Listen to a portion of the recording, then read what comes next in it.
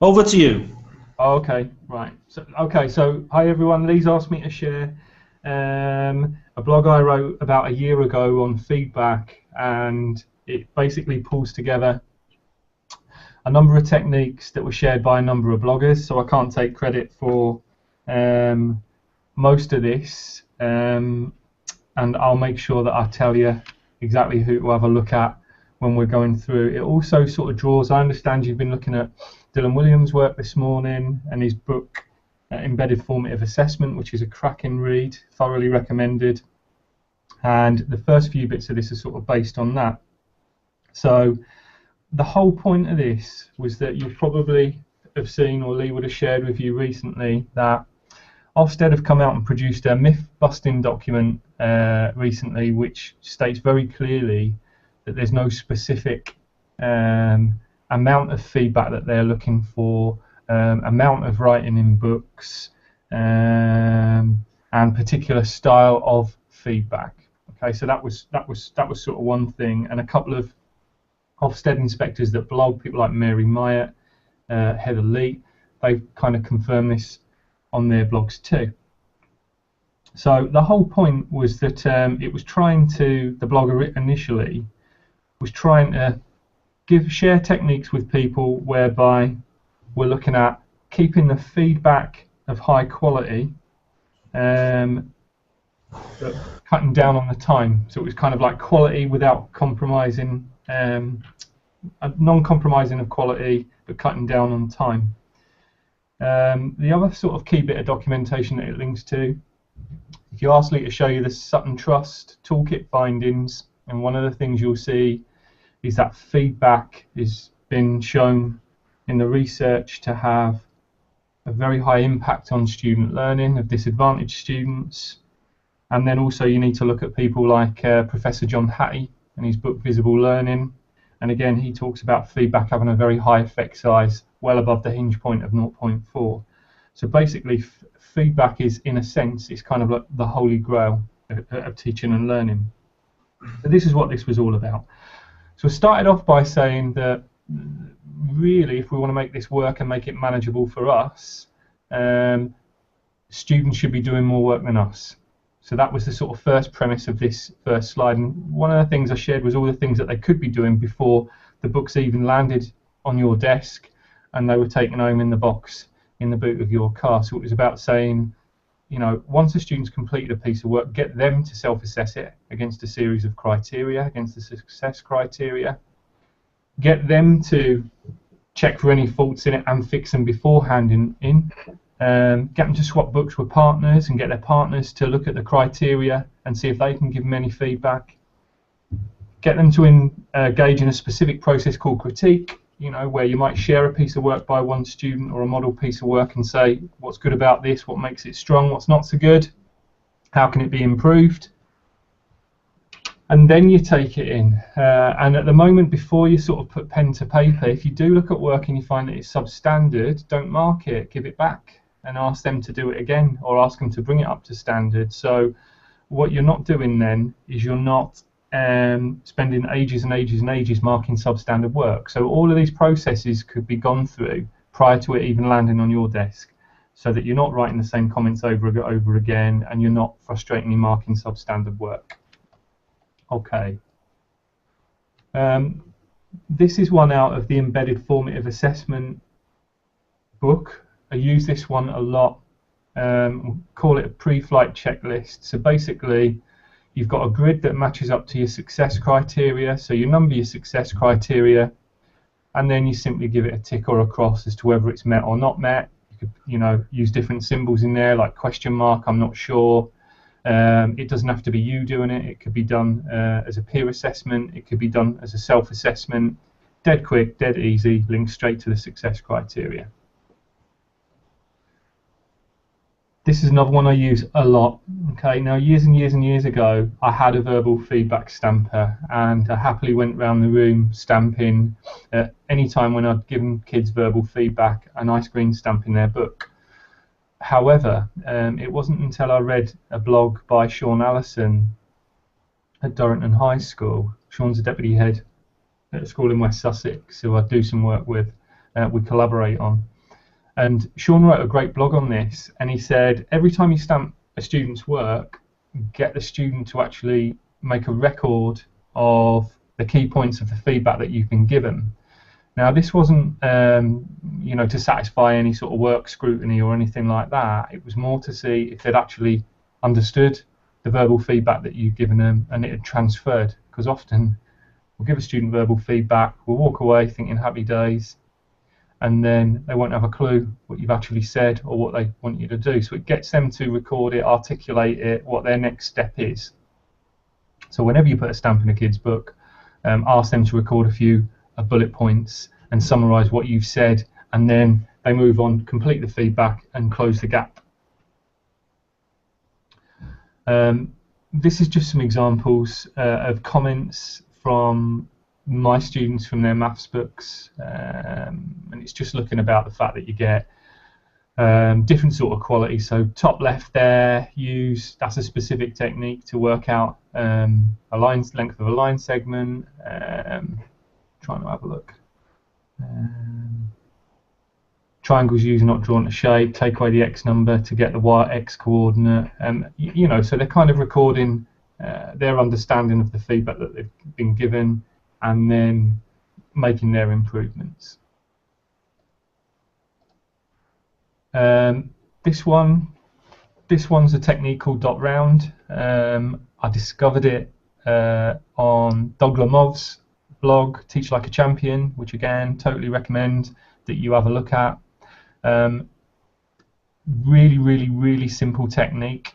Okay, so students are doing work, you walk around the room and look at their work. All you do is put a dot on the piece of paper at the point where you might want them to think about something. Okay, and that is it. And what that encourages students to do is to find their own mistakes. So it goes back to that first slide I showed you, which was make the students the first assessors of their work. This is exactly what you're doing. You're just alerting them to the fact that something's not quite right, and you know, they might find their own mistakes. Recently, I've been asking students, I've sort of moved my own practice recently, where I used to be someone who put SP for spelling, for example, ×5, then the word, and then ask students to write it out 5 times. Using a technique like dot round, you know, I might put a dot there and put SP, but not tell them which one it is, so that encourages them to find it. I might just leave the dot there and let them think, you know, what could it be? Is it content? Is it spelling? So there's lots of ways you can sort of take that, but it's dead simple and dead easy technique. Kids actually find it quite, you know, they're quite competitive about, they find it quite challenging, you know, just putting the dot there. So often when you take it away, students often like me to use that technique. You know, oh, can we do dot round? Can we do dot round? Because they like finding the mistakes themselves. So it's a good technique, that. This one's from PE guru David Fawcett. No doubt Lee's told you about David Fawcett, has he? Yeah, nodding along there. Okay, organizer of TLT, and fantastic blog, reflections of my teachings, and just a superb guy. This is one I nicked from him. I've called it burning questions, but again, it goes back to this idea about you're not marking everything. You're getting the students to tell you the bit that they specifically want feedback on. Okay, so they'll complete their work, and it might be the part that they struggled with. My students did a homework last week on looking at electric motors, and they struggled with the concepts there, and specifically most of them, when I use this technique, wanted feedback on that and not on some of the easier stuff on magnetism. And what it does, because you're only marking a specific part, and it's the part that they've identified that they want the feedback on, I've found that there's much more likelihood that they're going to respond to it positively, because it's the bit that they've asked you to feedback on. Okay, and there's loads of different ways they can do that. They can put a star. I've asked students to put a box around it before. I've asked students to highlight it. You know, they could literally write at the end, can I have some feedback on the electric motors question? And that way, the time that you're going to spend marking is on the bits where they struggled, rather than spending your time feeding back on all the bits that they've done and that are fine. It's a nice little technique that you can use with self-marking and peer assessment in class. So you can imagine you give them the homework, come back at the beginning of the next lesson, say we'll run through the answers, you run through the answers, and then say to the kids, look, if there's a part there that you want some specific feedback on, just highlight it for me and I'll take the books in at the end of the lesson and then I'll just give you some feedback on that. It cuts down your marking a lot, but it's focused in the right place. It's a great technique. I use that one a lot. This is another one from Dave. Feedback keys. It's a similar sort of thing to sort of dot round. What you're doing is you might use some sort of key of your own, device. So what's Dave used there, like TV for too vague. Some people would use question mark, for example. But what students have got to do is they've got to explain why they've been given that code. Okay, so if you write SP, for example, why have I given you that SP code? Because I spelled induction wrong. Why have I given you that TV code? Oh, because that sentence there, I should have said X, Y, and Z. So you're encouraging that student self-reflection all the time, and making them do the work, making them work hard, certainly work harder than you. So that's quite a nice technique. This is one I've come across that I've written about in the blog. I haven't used it a great deal, to be honest with you. It's just this idea about you assign certain colours to certain aspects. So if you're marking spelling, it's a certain colour. If it's a question, it's in a certain colour. If it's a target, it's in a certain colour.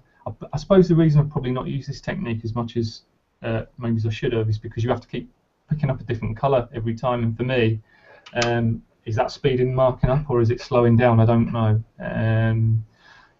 I've not used that one a great deal, to be honest. This is one that I use all the time. So this is absolute bread and butter for me, and speeds my marking up no end at all. So it's using symbols or icons. Came across this idea again via Sean Allison's blog, Class Teaching, and it was a couple of guys who he works with who are using this. One of the guys is Andy Tharby, again, fantastic blog, recommend you read it, follow it. It's called, trying to think. It's on the recommended one, I can't remember, it's Reflecting something. Reflecting Teaching, it's Reflecting English, sorry, it's Reflecting English. And again, great bloke Andy, shares lots of his work. So this was an example specifically that he shared for English. And the premise is dead simple.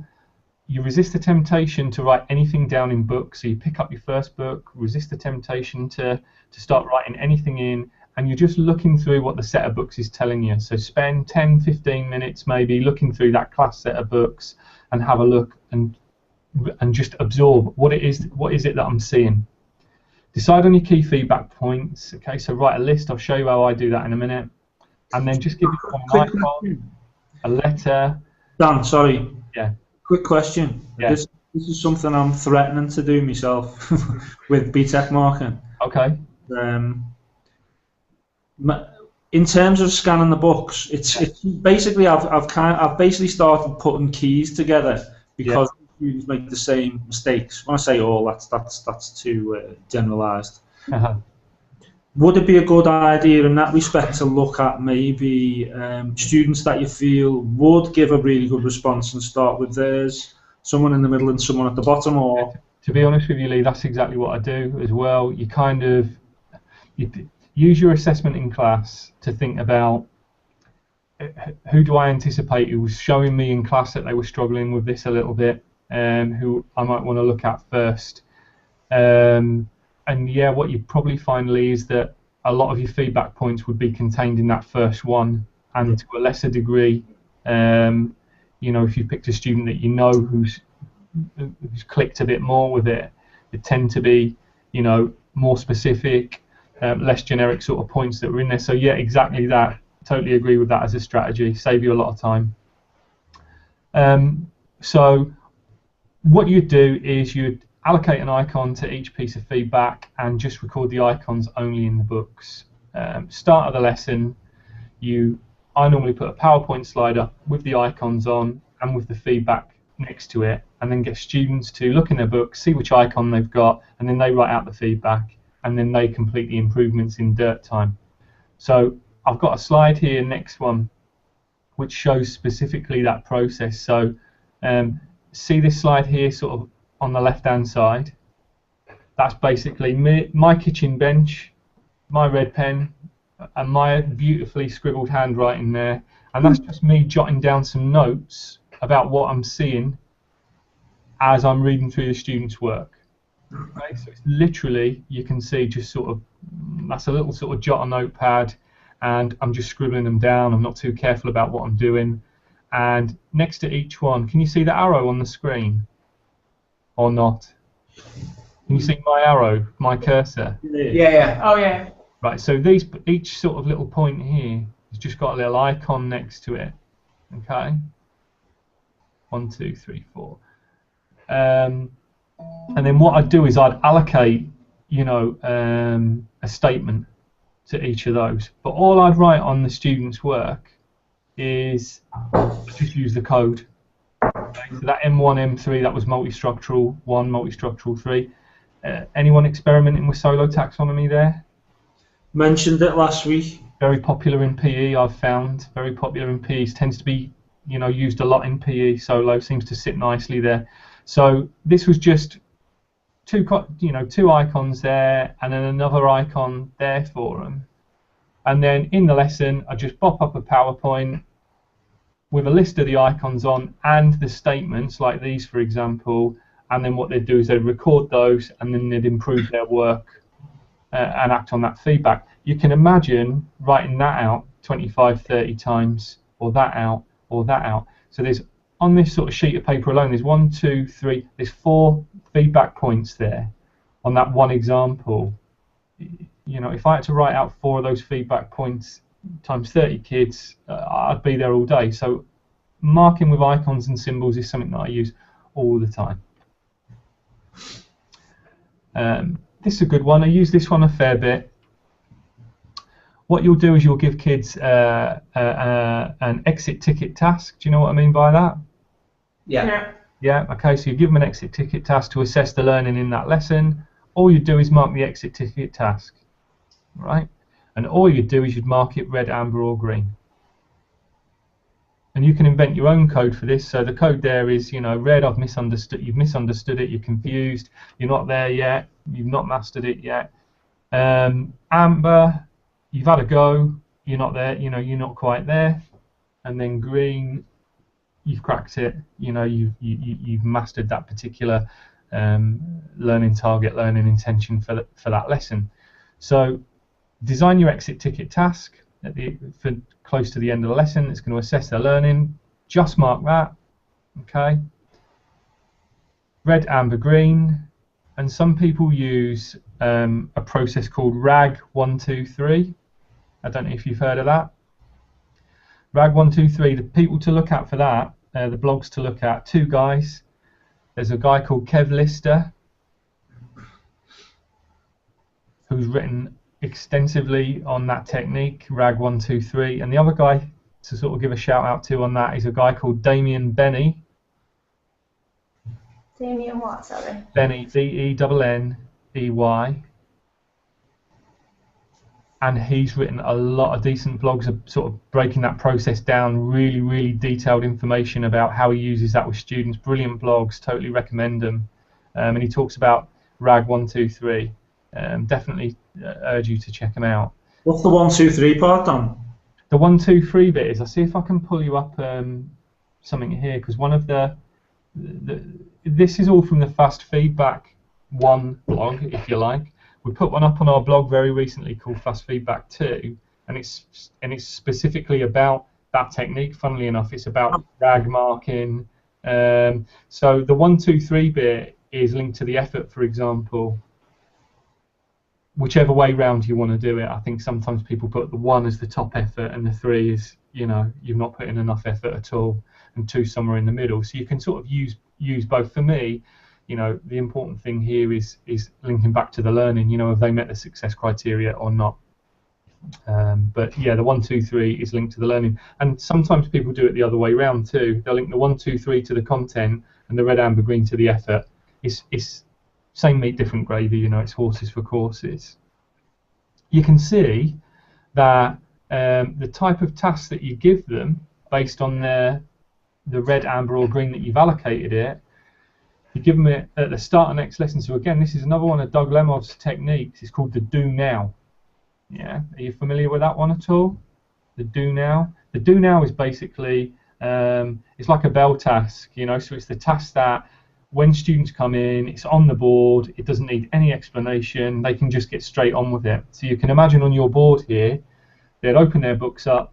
They'd look at their exit tickets. It'd have a red, amber, or green dot on it, or red, amber, or green, or the letter R, A, or G, however you want to do it. And then on the screen there, it'd have those 3 tasks. How did the 1834 Poor Laws link to Oliver Twist? Amber, why did Oliver hit Noah Claypole? Red, how did Oliver come to meet Noah Claypole? So you can see they're differentiated there in terms of whether they've mastered it or there's still some confusion there. I picked this one up from Joe Kirby's blog, Pragmatic Reform, and I think it was Katie Ashford who Joe actually picked this up from. So again, you know, totally recommend Joe Kirby's blog. It's excellent. This sort of final one, it's just a bit of fun, really. It's just a bit of novelty. You can use, you know, there's a label printing facility in Word, for example, and what you can do is you can just superimpose your text onto the background of the plaster, and then you literally, it's designed for those ones where if you're noticing that every single student, you know, is forgetting to underline the date and the title, you know, it's just one of those ones where you can just put it in, bit of novelty, and it's not a technique I'd recommend to be used often, you know, because that either the novelty will wear off or we're not doing something right if the kids are constantly needing these plasters in their books. But you know, like anything, used really sparingly, it might stand out a bit.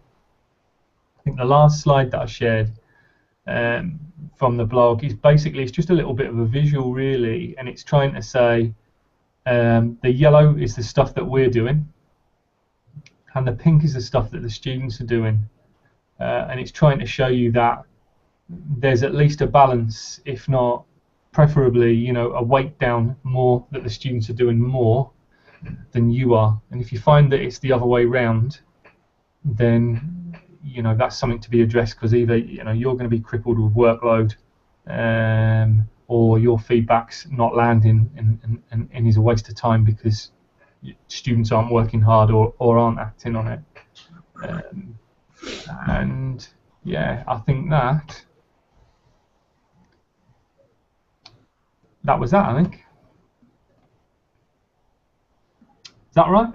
Thank you. Yeah, that's good, really thanks. helpful. Really good, Yeah, thanks. thank you. Can I ask, that PowerPoint link, can you send that to us?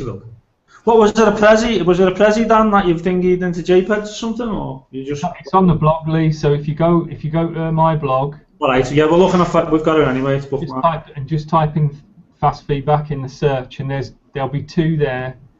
Yeah. One's this one. So the first fast feedback blog is just this one, and then there's another one on there called Fast Feedback 2.0. Yeah. And they're both on there. If you click on the images that are in the blog, because obviously if you look at them on a PC, the images are set small. If you click on each image, it'll enlarge and maximize in the window. Okay. So just do that. The other place you can look at it, if you want it on PowerPoint, if you look on the page on my blog on external teach meets, it was one I did at Monkey See, Monkey Do Too. So if you just look on that, you'll see it says Dan Brinton Fast Feedback 7-minute micro, and you can download it there too if you want. Thank you. Perfect. What's your thoughts on? Obviously, in Dylan Williams' book, talks about not giving grades, and it's something I was speaking about before in terms of student work. What's your thoughts on that? Yeah, I think it's the research sort of clearly points to that, doesn't it? Especially the research that's mentioned in Dylan's book, it says categorically on there that kids will tend to ignore the feedback and focus on the grade, and either get an ego boost when it's the grade that they want and ignore the feedback, or they'll reject the feedback outright because it's damaged their ego with the poor grade. So definitely something to consider and something to look at. I think the other important thing to look at as well is we're looking a lot at the minute at praise, and again Lee will come on I think today and talk to you about Dweck's mindset, and he'll look at Hattie's work as well. But one of the things that we talk about in terms of praise is to make the praise task based, focused on the content, and not personal. But a really interesting thing that Hattie says is, he says basically keep praise completely out of feedback, and make your feedback focused on learning. So there's a lot of stuff to be looking at and thinking about at the minute in terms of the feedback you give. We've got a learning hub operating at the minute, which is a teacher learning community based on Dylan Williams' teacher learning communities model. So we've got 5 hubs in school, and one of our hubs is on feedback and critique, and they're specifically trying to look at types of feedback that improve student motivation and improve the likelihood of response, and develop students to become sort of more perseverant in responding to feedback. So it'd be interesting to see how that hub gets on. But yeah, it's not something that I do, Lee, for sure. I keep grades out of my feedback and make my feedback formative. I was saying to the students, I've started doing it. I teach a lot of BTEC, and I've started doing it since the start of the year. I had a conversation with a student last week, and he was saying to me, where am I? So well, I said at the minute, as you know, I've not disclosed any grades to you, and that'll come at Christmas time when we finish off the units. But all you need to know from now, from my point of view, is you're on target, and look at all the comments and feedback I've given you to make sure. I think without sort of to use like an example from PE or sport or whatever, if you've got a kid who is taking a basketball shot, for example, and the position of their feet aren't right, the position of their right hand's not quite there, they're not focusing on the hoop, they're not pushing with enough power. This is the type of feedback that students need. If you tell them that their basketball shot is a level 4, what does that actually mean?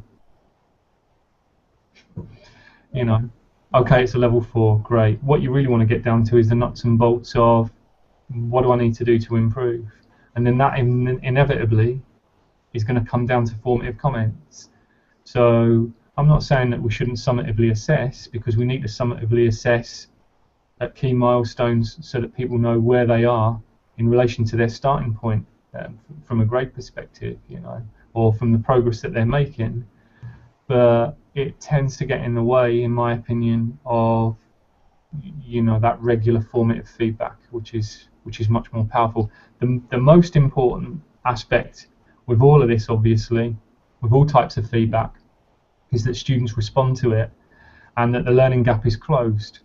So whatever type of feedback you get, whether it's long amounts of written feedback, which I wouldn't recommend or encourage you to do, or whether you're canny and smart and you use symbols and colours and dot round, it's absolutely useless if students aren't given time to respond to that.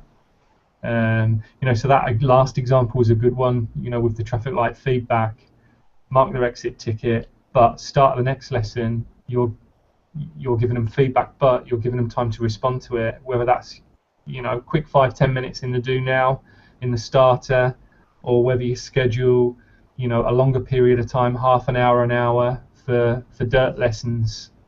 You know, the really important bit is that they close the gap, and they get better, and the feedback's for students, and the feedback's about them improving. It's not ever to justify your existence for a book scrutiny or anything like that, you know.